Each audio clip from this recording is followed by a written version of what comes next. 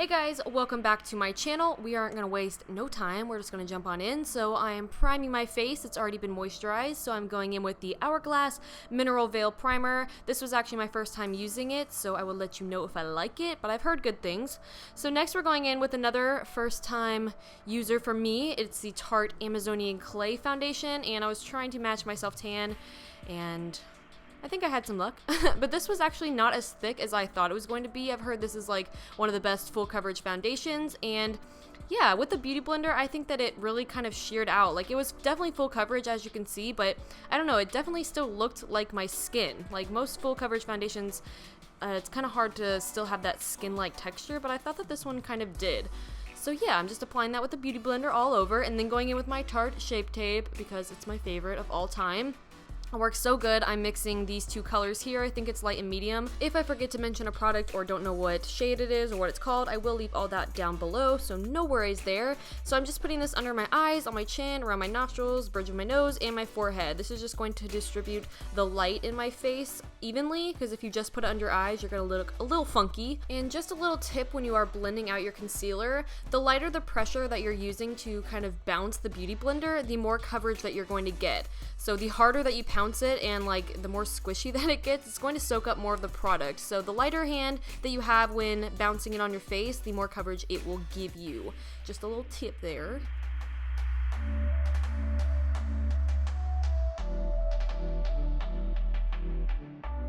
Next, I'm going to cream contour, and for that, I'm using my Contour is a Girl's Best Friend palette by Velvet 59. And to apply that, I'm using this cute little crazy looking brush. I'm sure you guys have seen these. I'm a little late on the bandwagon here, but first I'm adding a couple drops of my Farsally Rose Gold Elixir to my brush just to make the product a little creamier, because the cream contours palettes can get dry if you don't use them for a while. So I'm just applying that to my cheekbones, to my forehead, and a little bit to my jawbone, and blending it out with this crazy little brush. This is only my second time using these little brushes, and the first time I tried to apply foundation with like the bigger one, and I did not like it at all. I feel like it just kind of removed the product as I was putting it on. I don't know, let me know if you guys have experienced that with the foundation or applying with a bigger one, but with this smaller one and doing the cream contour, I had a little bit of more luck. It took a while to get used to like how to do it. It felt kind of wrong since I'm so used to my Beauty Blender, but after I got the hang of it, I think it really blended the product out flawlessly. There was no harsh lines, and it didn't look streaky at all.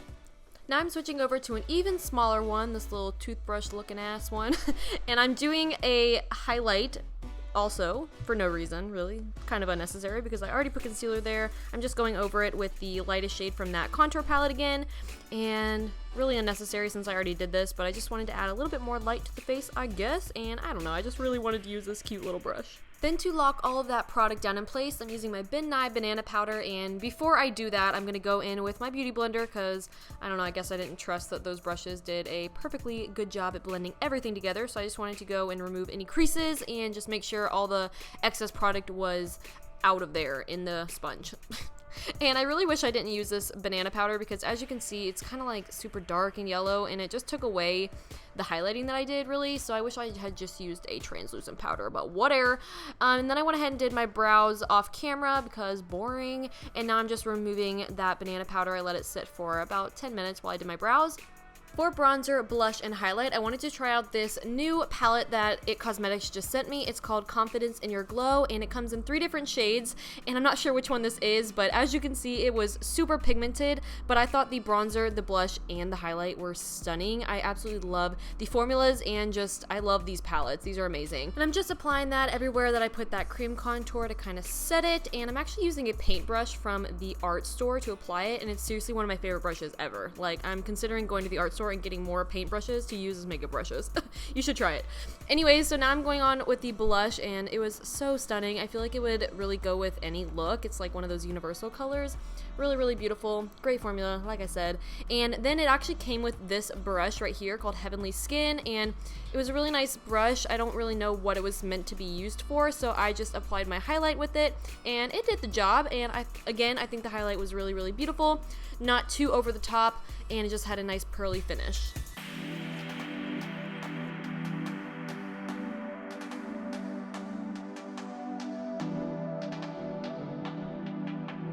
Now that my skin is looking hella good, if I do say so myself, I'm going to move on to the eye area, and to protect my under eyes from fallout, I'm going to put a layer of translucent powder right under my eyes with my beauty blender. This isn't necessarily to bake, this is just going to add a protective layer. Now for eyes, I'm taking my Tarte Amazonian Clay Color Vibes palette, which I didn't realize was limited edition until right now. So you can either go on eBay and buy this palette to recreate this look, or just use colors that you already have, because I'm using pretty generic shades in this look.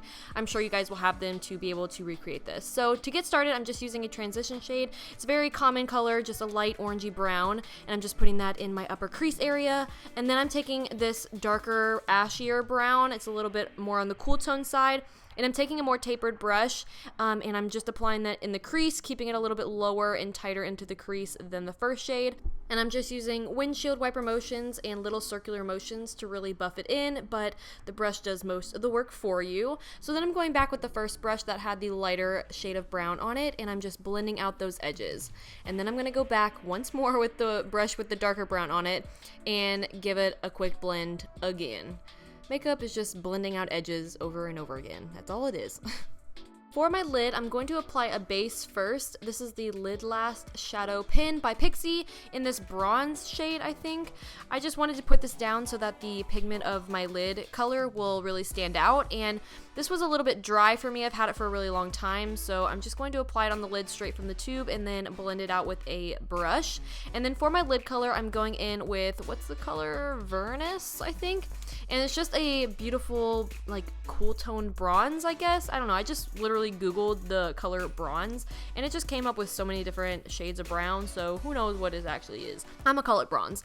And this color is going on the middle of the lid to the outer V, and then a little bit in the crease as well. I'm kind of dragging it up there because I want the crease to be a little bit shimmery, which is unusual, but I just was feeling it. And then I'm going to leave the inner corner blank for now. And then I am going to grab the two fluffy brushes that we used to put those transition shades in the crease, and I'm just going to give quick blends with no additional product, just don't want any harsh lines. And then for the inner portion of the lid, I'm taking Pop Art Princess, which I have absolutely no idea how to describe this color, but it does have some pink in it, which I thought was kind of pretty. I don't know why I put this color in the inner third, but I just did, and then I kind of blew it out and got that shimmer wear in that area. And yeah, just added a little bit of dimension, I think. And then I'm taking the color Style, which is just a basic matte kind of cool tonish chocolatey brown, and I'm taking that on an e.l.f. fluffy angled brush, and I'm just really defining the outer V just to give this look some more depth and darkness and smokiness. And yeah, I'm just using that brush, kind of wiggling it back and forth, and then I'm also using the same brush to blend it upwards into those crease colors. The trick here is just really using a light hand and using a small amount of product each time you go in. And then go ahead and take your fluffy brush and blend out those edges again. Like I said, blend in edges. And then I'm going to reapply that lid color because while we were blending, some of it got lost. And then I'm going to take the shade called Base Coat and highlight my brow bone with that.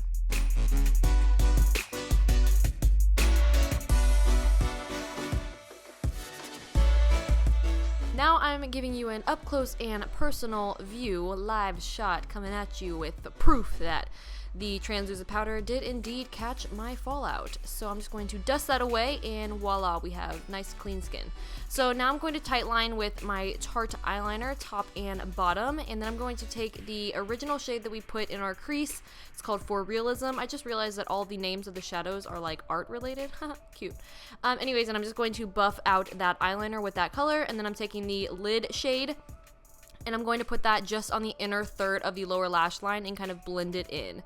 And then I'm going to blend all those colors out with different strokes, the shade that we put first on our eyelid, and blending it and connecting it to the top. And as you can see, a blended out smoky bottom lash line is just so beautiful and makes such a difference. For my inner corner highlight, I'm using the shade called Pixel and just popping that right there. And then for lashes, I'm using these e.l.f. Winged and Bold lashes, which I actually really love. These might be some of my new favorite drugstore lashes. Look how beautiful they are.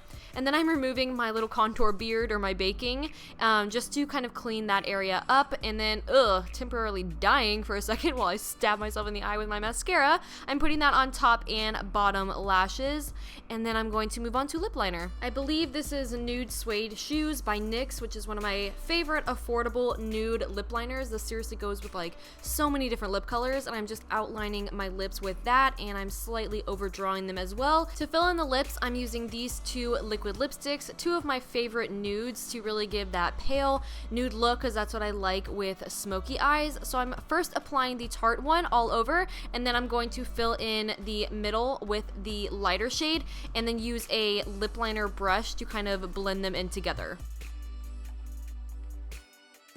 Then I'm grabbing my lip liner once again and just going over the edges, focusing more on the outer corners, but I just wanted to go over my lip line because I lost a little bit of definition there from the nude lipsticks.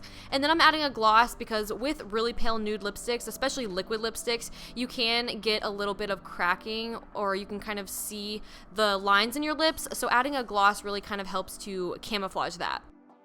And once the lips are done, this look is complete. I really hope you guys enjoyed this one. This has to be one of my favorite looks that I've ever done. I think this look would be perfect for a formal or prom or dance or like a night out or a date night. I don't know, it's really universal. I think it's so beautiful, and yeah, I really liked it. So I hope you guys did too, and I will see you guys in my next video. I love you. I hope you guys are having a wonderful life, and I will talk to you guys soon. Bye!